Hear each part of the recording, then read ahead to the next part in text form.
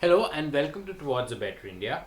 In this video, I want to talk about the fact that in our entire academic system, the way it functions in India, I feel that we end up giving undue importance to marks, percentages, grades, etc., than they really deserve, and that's primarily because in life, as you go through different stages, those marks which you got, those grades which you got, those percentages which you got in school and college, they honestly they barely matter, and in fact I would go to the extent of saying that they do not matter at all, and like once you start working, it is largely your work performance which takes you ahead in life, and that's assuming that you're doing a job. And if you're not doing a job, then it doesn't matter at all, even if you've been a failure, so to say, in as far as your academics are concerned, you can still be super successful. You can do any business of your own if you have the business acumen. If you can actually identify a suitable potential niche, you can actually that build on that niche, ensure that you work in that direction suitably. I don't think there's anything which can really come in the way. And having said that, the next question which arises, which is a result of the fact that what are these marks percentages typically used for, like when you go to forget about the matriculation, the class 10 board exam, but if you look at, say, the class 12 board exams, those marks percentages, they typically determine the college in which you get your admission. Like if you take the example of Delhi University, there was this instance where SRCC, Sri Ram College of Commerce, had a 100% cutoff.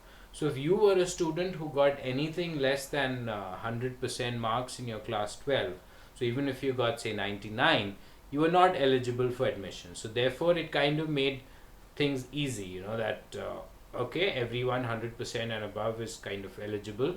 If there were more candidates who had 100% marks, than the number of seats, then there would be some sort of an interview, something, in way in which you could actually determine the eventual list of candidates who would be chosen for admission into this prestigious college.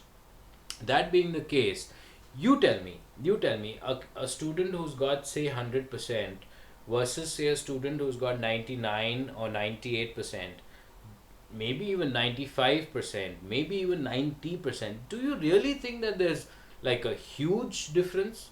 I mean, if I have got 99, you have got 100, is it necessary that you are, you know, intellectually superior or academically superior to me? I don't think so. I don't think so. Now, the question that arises, if that is the case, how do we ensure that this whole admission process, how does it take place in a suitable manner? I feel that instead of giving so much importance to marks, percentages, we can have like a common entrance test, so everyone appears for it. Most of the questions are objective, where things are clear. It's like a yes or no kind of a situation, and depending on your performance in that test, you are kind of shortlisted for different colleges. And eventually, out of that, say, based on subsequent rounds of, say, interviews or group discussions, etc., the way in which the lot of most of the MBA colleges, they function, wherein you have a test like the CAT, or FMS has its own test, or say, IIFT, Indian Institute of Foreign Trade, that has its own test. So there are these different sort of tests which these institutes undertake, and based on that, you're kind of selected across a lot of these professional in colleges. So I think something like that can happen.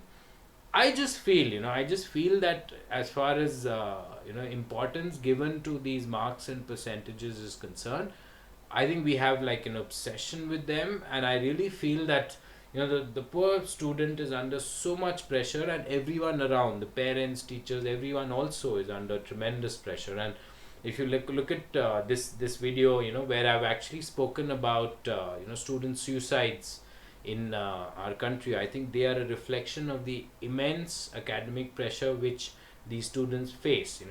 Everyone around them is like, this is like a life and death situation. You just have to get those X percentages, X marks, and that is like, that is it, that is your final goal in life, whereas that is pretty much just the beginning of life. There are, manzile to aur bhi bahut hai. That is just the stepping stone, I would say. There's much more to achieve in life than, that marks, those percentages.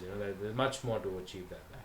So that being the case, I really would feel that, I wish we had an entire academic system which gave less importance to grade, to marks per se, percentages per se, and then the real focus has to be on learning. How much our children actually are able to learn, inculcate, and imbibe what is taught to them, and then use that learning in so many different ways. And ideally, I always feel that entrepreneurship is the future of any economy if it's really to do well. And therefore, the impetus should always be that, right from school, if children are given these values wherein you look at doing your own thing, not necessarily doing this corporate job or whatever job, whether it's a menial one, whether it's an average one, whether it's an above average one, than looking at setting up your own thing, doing your something in novel, innovative, exciting.